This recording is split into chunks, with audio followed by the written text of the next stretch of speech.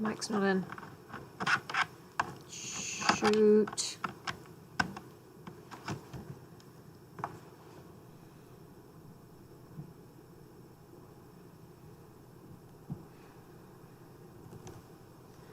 I don't know if you can hear me. Probably not, because I forgot to plug the mic in. Let's see.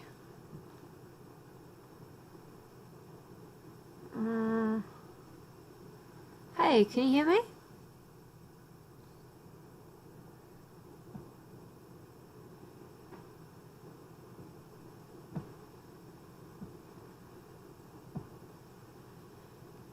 Can you hear me?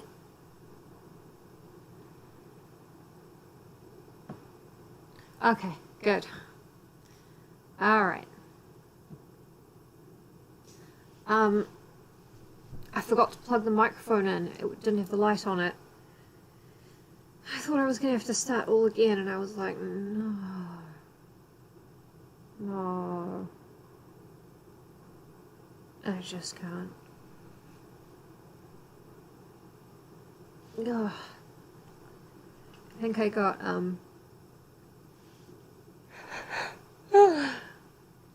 think I got an imagination salmonella from my egg dinner.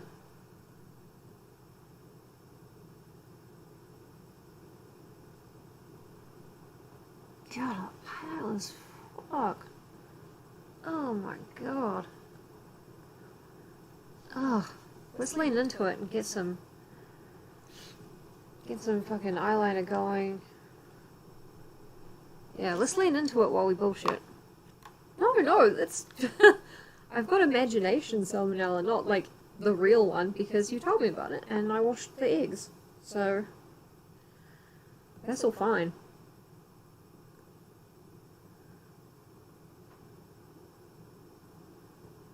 There's nothing you can do about my hypochondria, it's fucking genetic.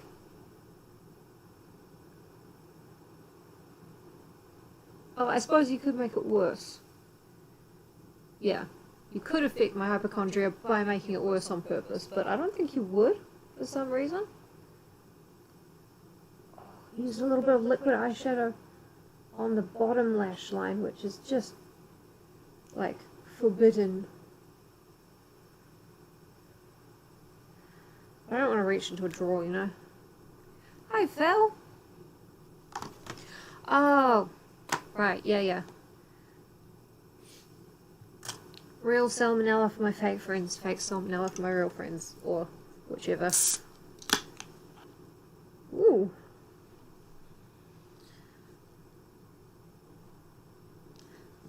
Okay. So, we were up to the burning.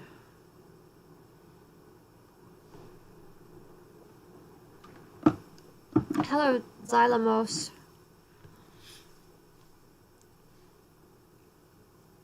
Ooh, shortbread, nice.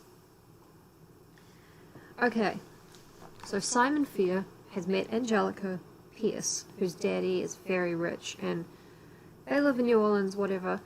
She had 2 boyfriends, 2 suitors. James Duropois. James somebody or other. Thank you, Phil. I look like death. James Daumier. Okay, that was Angelica's other suitor, and who was obviously very gay. Like, I didn't say it, but everyone in chat did. So I'm not in trouble. Anyway, he committed suicide at the opera by climbing up onto the opera rail and jumping off, seeming to have no control over his own body, so whether it was suicide or not, I'm sure no member of the Fear or Good family could ever figure out. It wasn't. Which leaves Angelica with only one suitor, Hamilton Scott. He's a serious-minded young man. He always wants to make Angelica think about ideas, and he's for the abolition of slavery. Hi, Fear good, not a lot of street. The street doesn't get built until the first book of the next Fear Street saga trilogy. It's not really a trilogy, they're unconnected stories in the same universe. But it does get built. Third book? Yeah.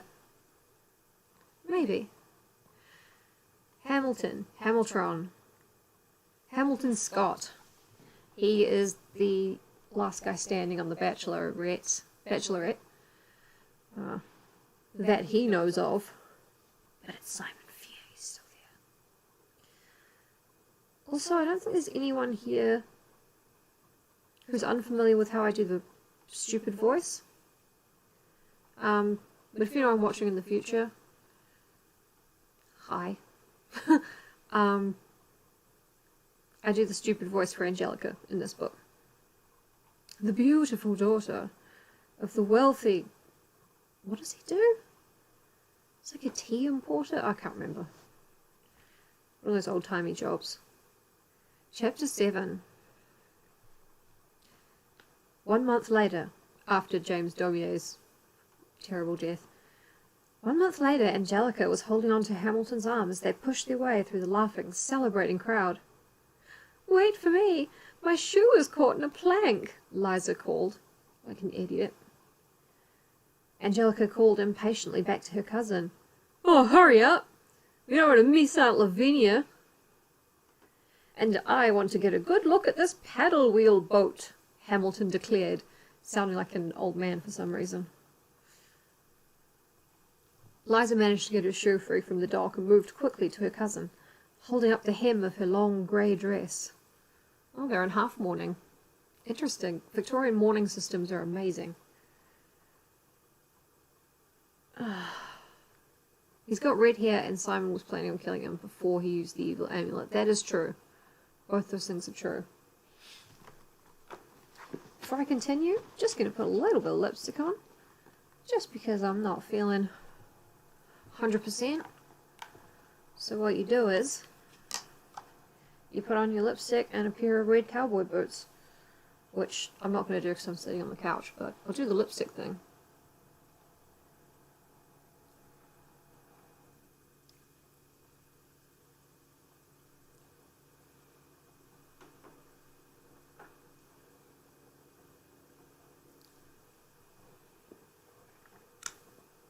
Libby! Oh my god. Still look dead, but like I dressed up for it.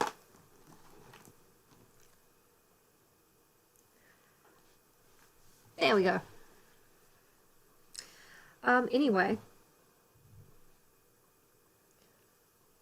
I don't lie about cowboy boots, Danny. Can't believe you think I did. We'll talk about this in the car. Hey, Josh. Hamilton's not going to throw away his skull.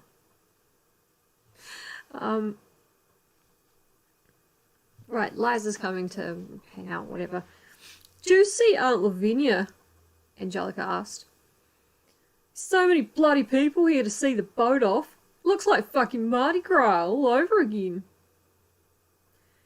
As they moved close to the boat, Angelica could see that a red carpet had been spread down the gangplank. Why? Smiling passengers, their arms loaded with farewell presents, stopped on deck to wave goodbye to family and friends on the shore. A brass band played march music beside the gangplank. White and yellow streamers had been strung along the top of the pier, and horse-drawn taxis pulled up to let off more passengers. "There she is!" Liza exclaimed. "Aunt Lee! Aunt Lee!"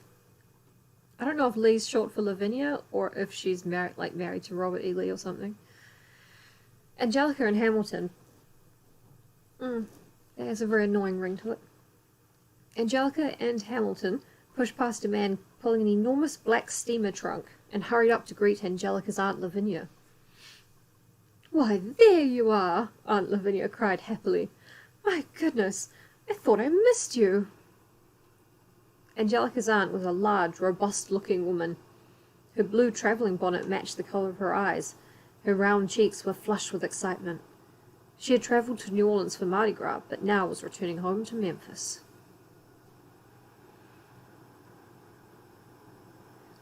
Was she shocked by the silly voices or by the swearing? I haven't said the C word, if that counts. I don't think. No, I have.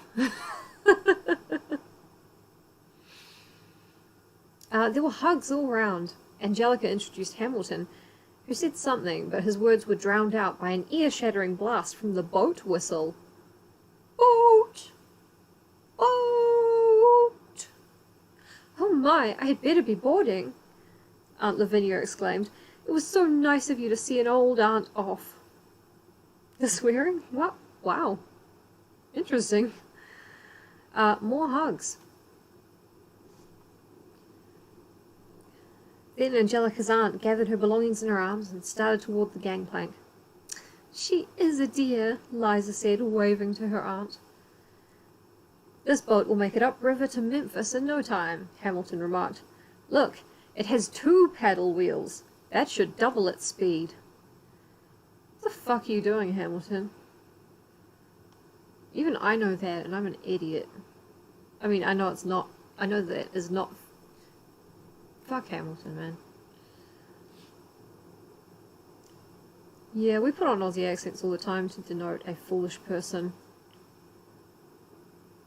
Do we? No, we don't actually do that. Another blast of the whistle made Angelica cover her ears. She tugged on Hamilton's arm. Oi, there's no one on that pier, she said, pointing. Come on. We can get a better view when the boat pulls away. We'll be right on the fucking water. Liza hesitated. That pier is roped off, Angelica. I do not think they want us to stand there. Liza got the brains in the family. We can stand there if we want, Hamilton said. Come on, I want to be as close as I can when the boat starts to move. I'm going out to see the boat. Okay. Cut to that John Mulaney bit about how people in the old days used to get dressed up just to wave at ships as they went away. Oops, sorry. Sorry for the flash of tummy. I didn't notice. God forbid you know I have a tummy. It exists. With Hamilton in the lead, the 3 of them ducked under the rope and stepped out to the edge of the pier. And arguably whatever happens to them should happen. Below them, the water lapped against the wooden pilings, the water green and golden, shimmering in the bright afternoon sunlight. Hamilton is boat sexual. Oh yeah, we gotta stand very, very close. Reminds me of that Hitman Blood Money level.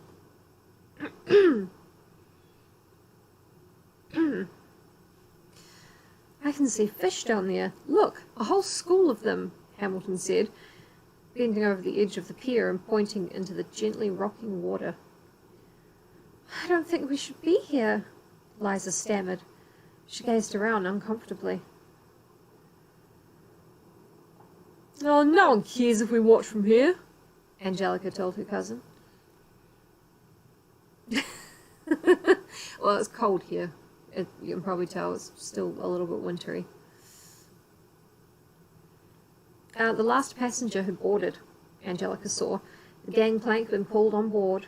2 young sailors in white suits, unaware of how silly they looked, were rolling up the red carpet. The band started braying out another march. Angelica shielded her eyes with one hand and searched the deck for her aunt. She felt a tap on her shoulder. Oh my god, turn around, Liza instructed in a hushed voice. Look, who's here? Can you guess? Confused, Angelica followed her cousin's gaze. To her surprise, Simon Fear was standing at the edge of the crowd. Oh, bloody hell. Far out, it's crazy, I imagine she's thinking. He had a hat pulled down over his forehead. His hands were stuffed into the pockets of a grey coat.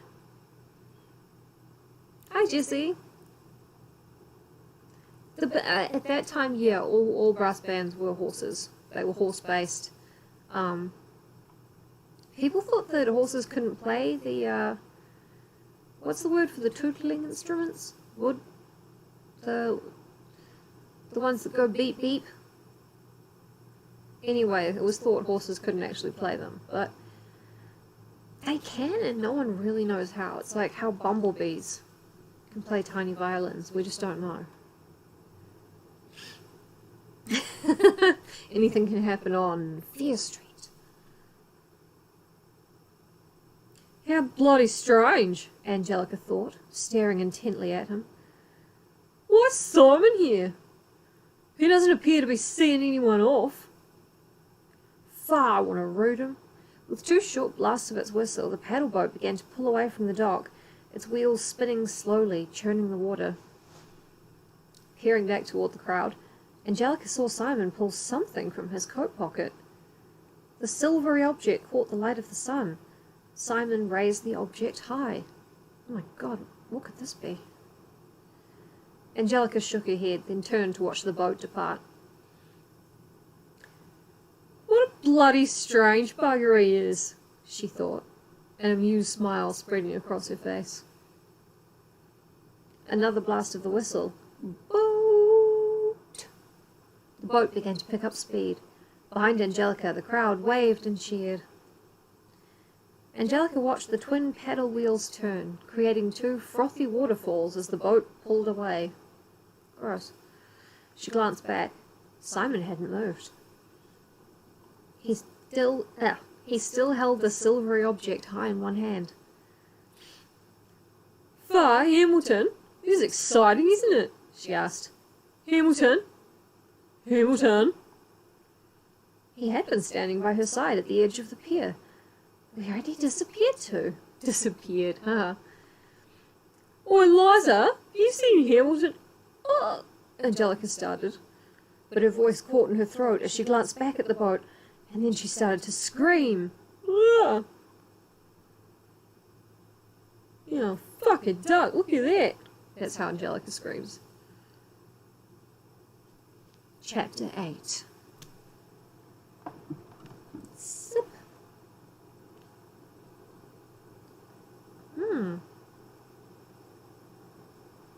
What a sip. So fizzy. Light, refreshing taste of Pepsi Max. Chapter 8. Did he fall? Liza cried. Did he fall? She grabbed Angelica, repeating the question. Did he fall? Fuck a horse-sized duck. Or 50 duck. Yeah. Hamilton! Hamilton! Angelica screamed, raising her hands to her cheeks. She watched Hamilton disappear under the golden-green water. And then she saw him rise up again, as if floating on air. Hamilton! Hamilton! As Angelica gaped in horror, she saw that Hamilton was caught in the blades of the paddle wheel. Oh, no! Oh, please! No!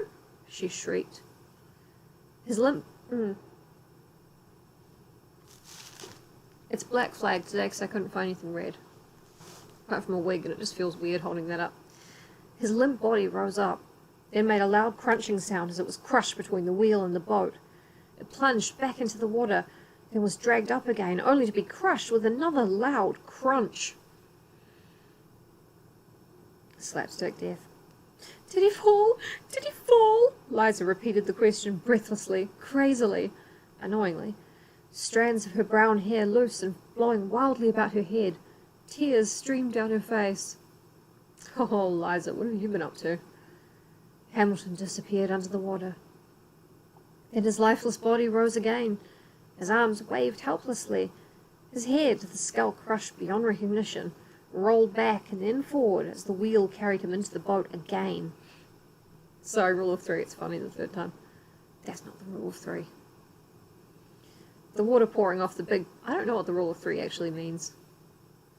It's, you know, when you list like 3 objects, I guess. I don't care. I don't learn comedy, I just know things.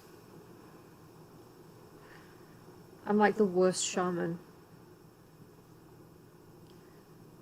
Liza is secretly a boat. Yeah, she's a boat in a Chuck Tingle boat.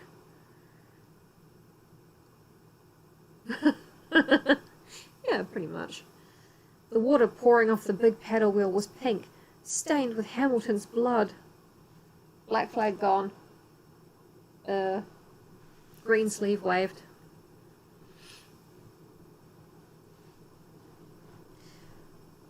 Oh no! Oh, please no! Angelica moaned, unable to take her eyes off the gruesome scene of horror. Did he fall? Did he fall? Liza continued her stunned and annoying refrain, her eyes rolling crazily in her head. Suddenly Angelica felt a firm arm around her waist. Uttering a soft cry of surprise, "Ah!"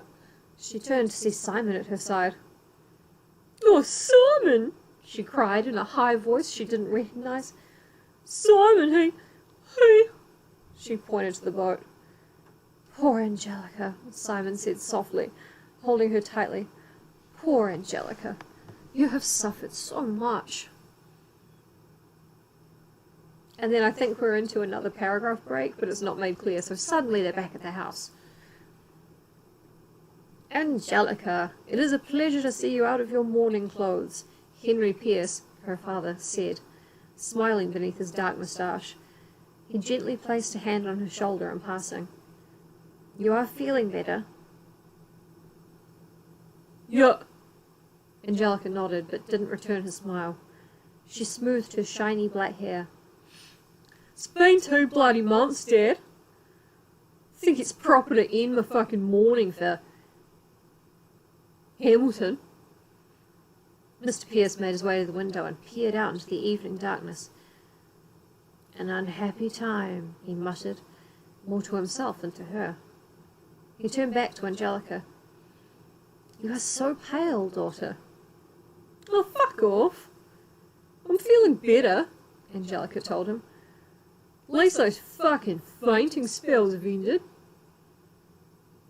"You have been considering my advice?" he asked, keeping his gruff voice soft. His eyes searched hers, as if seeking her true feelings. "I really do believe that travelling abroad is a good idea for you now." Angelica sighed. "Haven't had much time to think," she replied with some sadness. "I hope you have not been too lonely since Liza returned home to Virginia, off screen." "Nah, I needed the time by myself," Angelica said, toying with her hair. "Simon Fear has visited you often," her father remarked, frowning. "Oh, Simon's been a true blue-bloody comfort," Angelica replied. Mr. Pierce nodded thoughtfully. "I hope you have not encouraged that strange young man in any way." He took one more glance at the front window, then made his way back to where Angelica was sitting. "I'm feeling quite tired this evening. I believe I shall retire." "Yeah, good night," Angelica said. She rose and planted a kiss on his broad forehead. Startled by this unusual show of affection, Mr. Pierce turned bright scarlet. He smiled, wished her good night, and strode quickly from the room. Yeah, 2 months later. It's exciting. It's like a chapter in a movie, except it's written down. It's crazy. Smiling to herself, Angelica moved to the sideboard against the wall and bent to pull 2 silver goblets from the cabinet. She busied herself there for a few moments, then returned to the couch. About half an hour later, the butler entered the sitting room, carrying a small white card on a silver tray. "Mr. Fear wishes to see you, miss," he said, presenting Simon's card to her. Angelica took the card and glanced at it quickly, unable to suppress a smile. She nodded to the butler. "Yeah, I'll see him." Simon entered, holding his hat in one hand, his dark hair slicked down, a look of concern on his face. But his expression softened to happiness when he saw that Angelica had traded her black mourning dress for a light-coloured gown. It's fucking better be light dove grey or something, because you don't go from full mourning to no mourning. That's crazy. Come on, sweetheart. Here you go. Although this is pre-Civil War, so I don't know. I reckon the Civil War's got something to do with, by they I mean historians, something to do with the Victorian culture of mourning, the American Civil War, and, you know, Queen Victoria's becoming a widow and wearing black again forever. Really making a big deal out of it. Anyway, smiling at her, his dark eyes glowing in the soft light of the gas lamps, he crossed the room quickly, then bent and kissed her hand. She motioned for him to sit beside her. Raising his coattails, Simon lowered himself to the couch. "Angelica," he started, but she raised a hand to silence him. Her emerald eyes burned into his. "Hey, Simon, I'm gonna marry yous," Angelica said. He stared at her blankly. He swallowed hard. "Hmm?" "Simon, didn't you hear me?" Angelica demanded. "I said I'm gonna marry yous." I'm so... Oh, he stammered.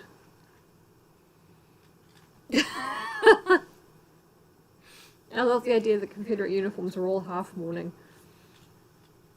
Demi-mourning, whatever you call it. I'm not an expert. Angelica tossed back her head and laughed. "Ha! Simon, I've never known you to be fucking tongue-tied." Simon blushed.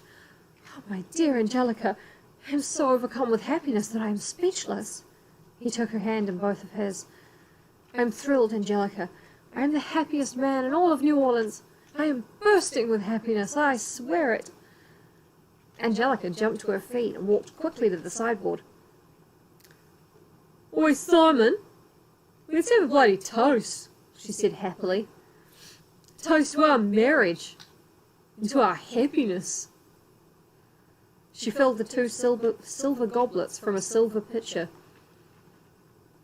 Simon crossed the room and took one of the goblets from her hand. "To years and years of wedded happiness," he proclaimed, beaming at her. The silver goblets clinked. They stood in front of the sideboard, their goblets raised, their faces glowing in the soft gaslight. God, gaslight means something so different right now, it's crazy. Then, to Angelica's surprise, Simon's expression darkened. Timmy Morning and Ghost. Oh, that's so bad. That's so good. Well done. That's really good. "I must tell you something now, my dear Angelica," Simon said, lowering his voice to a whisper. She gazed back at him expectantly, her eyes locked on his. "I love you so much," Simon said. "So much. I would do anything for you." He hesitated. "Yeah," Angelica replied impatiently. "Like what?" "I was so determined to have you. Nothing, no one could stand in my way," Simon continued, his eyes sparkling now. "Oh, yeah?" He took a deep breath and then let it out. "I love you so much, that I murdered James Daumier and Hamilton Scott to win you." End of chapter. Dark Shadows uses that musical sting, like, unironically, and it's so good.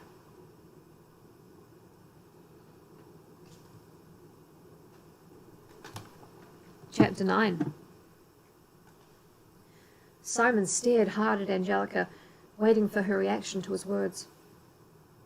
She gaped at him in stunned silence, the silver goblet trembling in her hand. "Angelica," he said, his voice quivering with emotion, his eyes pleading with her not to be repulsed by his news. "Hello, Simon Fear the cat." "Hello, Flora." "You're the one that people come to see, yes you are." She's still plucking the fur out from her back, so she looks like Pepe Le Pew, the most problematic cartoon beast.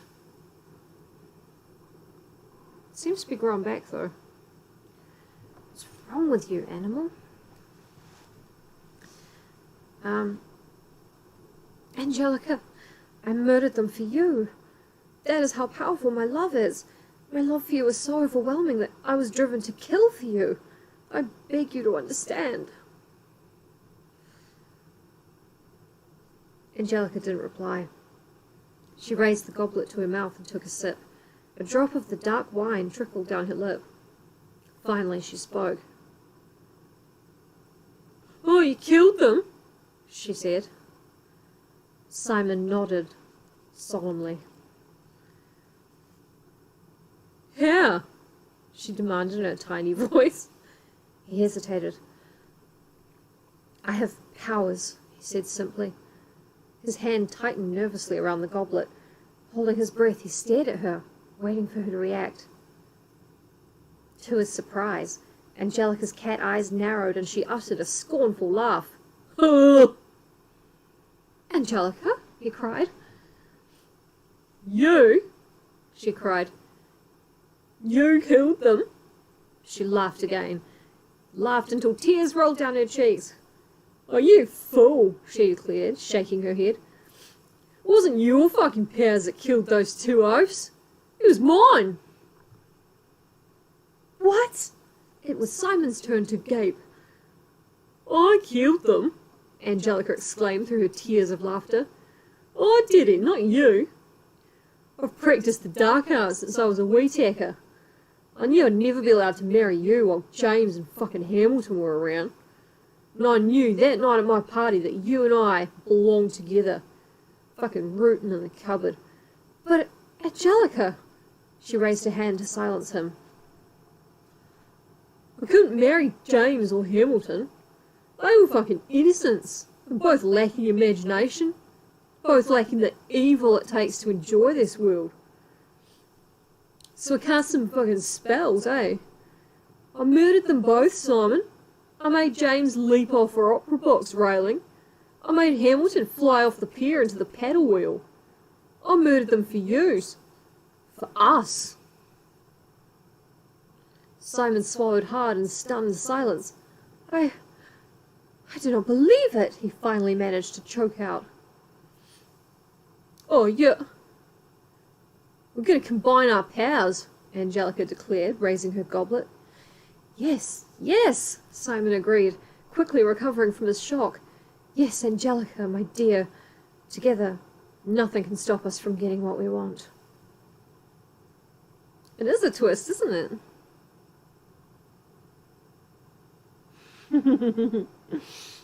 Yeah, Simon's, yeah. Angelica's smile faded. "Yeah, one thing can stop us, Simon, my love. One fucking powerful thing. Me dad. He'll never approve of you. He wants to send me to fucking Europe to get me away from you." "Come, let us see him at once," Simon cried, his dark eyes sparkling with excitement. He grabbed Angelica's hand and began to pull her. "Oi, fuck off! Where are you taking me? I can't see my dad yet. I've got no plan. I've got no fucking strategy." Ignoring her pleas, Simon pulled Angelica toward her father's bedroom. They stopped short in the doorway when they saw Henry Pierce lying sprawled on his back on the bedroom carpet. His face was bright purple. His mouth was frozen open. His lifeless eyes gazed up at the ceiling like clouded glass marbles. How are his eyes already cloudy? Fuck it. How did that guy's head explode to put an older man's head inside of it? How does anything happen? "Simon, what?" Angelica gripped Simon's sleeve. "Is he dead?" "The doctor will believe it was his heart," Simon said softly, unable to keep a smile from forming on his handsome face. "Aw," Angelica cried, dropping to her knees beside the dead body. "Aw, dead?" She raised her eyes slowly to Simon. "So you did this? You did it for me?" "For us, my darling," Simon replied. "I murdered your father before I came into the sitting room 20 seconds ago. I knew it was the only way we could be together." "Oh, cheers, Simon," Angelica cried, jumping up and throwing her arms around him. "We're fucking wealthy now, Simon. We're wealthy, and we're free. They hurried back to the sitting room and raised their silver goblets. Let's drink, Angelica urged. To us! Okay, instead of a goblet, it's now canonically a yardie. Yard glass. It's a glass a yard big that people drink at 18th birthday parties. I've never done a yardie, because I've always been on medication.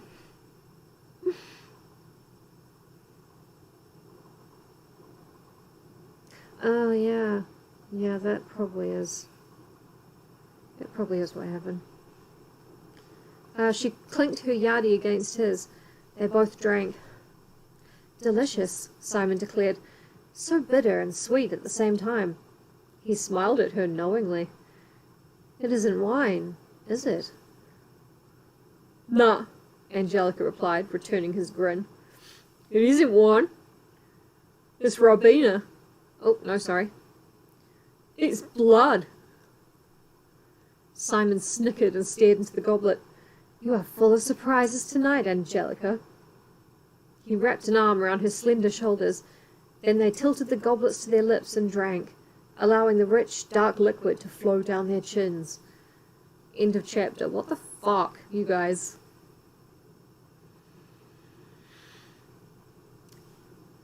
How... Everyone knows what blood tastes like, right? Like, we all just know from, you know, falling down and biting your lip or whatever. Simon's just like, a taste I can't identify. Human blood? Doesn't say whose blood either. Yeah, it was a pretty good twist. Especially because of all the time Angelica spent going, no, when she was just by herself. But that's method, and I respect it. Murder does make them horny. They're like Laszlo and Nadja, but not as clever. Village of Shadyside, 1900. Nora Good dropped the pen and tried to stretch the cramps from her aching fingers. Yawning, she stared at the narrow window on the bare grey wall. Morning sunlight cast a small yellow rectangle over the dark floorboards. Soon they will be coming, Nora thought, turning her eyes to the door. They'll have to come in through the door. There are no openings in the walls. The door's the only way. No, she didn't go on about that, but... I must finish my story before they come. I must leave this written record for all to see. The evil that has followed the Fear family through the generations must be known. Otherwise it will never stop. And perhaps someone will make a street and call it Fear Street. Wouldn't that be terrible? She raised the crust of bread from the metal pan of food that had been left for her and dipped it into the cold, yellowish gravy. Stuffing it hungrily into her mouth, she glanced at the stack of pages on the small desk. So much more to write, she thought, picking up the pen and dipping it into the half-empty inkwell. The story of Simon Fear is so long and so frightening. Kool-Aid Man it. Nora could wish she was ambidextrous. They are made for each other. Simon and his precious Angelica were married in 1846. Now I must move my story to nearly 20 years later. The kids are sexy teens now. They can make it if they try. It is the year 1865. The war between the states is drawing to a close. Simon and his bride have moved north to Shadyside Village, where they built an enormous mansion in the woods, away from prying eyes. They used Angelica's money, of course. Joke's on you, Nora. It's her husband's money because of how the law works. They live there with their 5 children. Nice. Simon did it 5 times? That's crazy. 2 daughters, Julia, 17, and Hannah, 16. And 3 sons, Robert, 14, Brandon, 11, and Joseph, the youngest, at 5. The family seemed happy and prosperous for a while, but with so much evil lurking within the walls of the Fear mansion, their happiness could not last. Nora scraped the last of the yellow gravy from the pan. Then she picked up her pen, bent over her pages, and began writing feverishly. ... End of part 1. Oh, no, Flora's such a little honey bunny. Aren't you? You're a good girl? Hello. Hello. You can tell when I'm on camera and you don't like to have a cuddle. But she does like to be in frame, so you guys can all see her and think she's beautiful. You're beautiful? Yeah. When she doesn't know she's being filmed, she'll raise her head up for kisses, but not if I'm recording. She knows. It's because you need kisses on your head. To get big and strong. Yes, you do. Yes, you do. I love her so much. And she's such a little dickhead. Mwah! Yes, you are the C word for sure, and not in the nice way. I love you. Thank you everybody for bearing with for the wait, and thank you for joining me for the second part of, for part 1 of the Betrayal. I remembered about Angelica, so I was quite excited for you guys to get up to that part.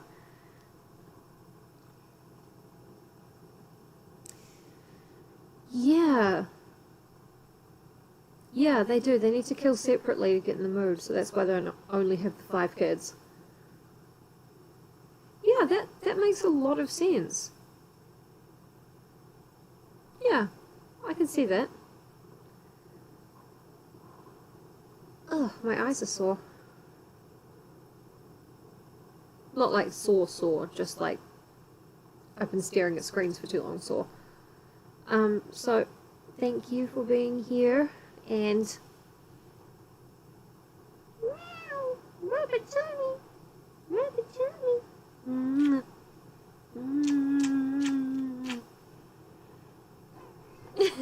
That's right.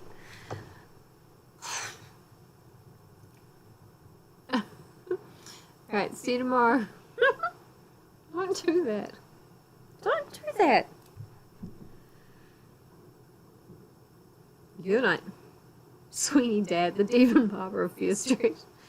It's been lovely, thank you. Good night.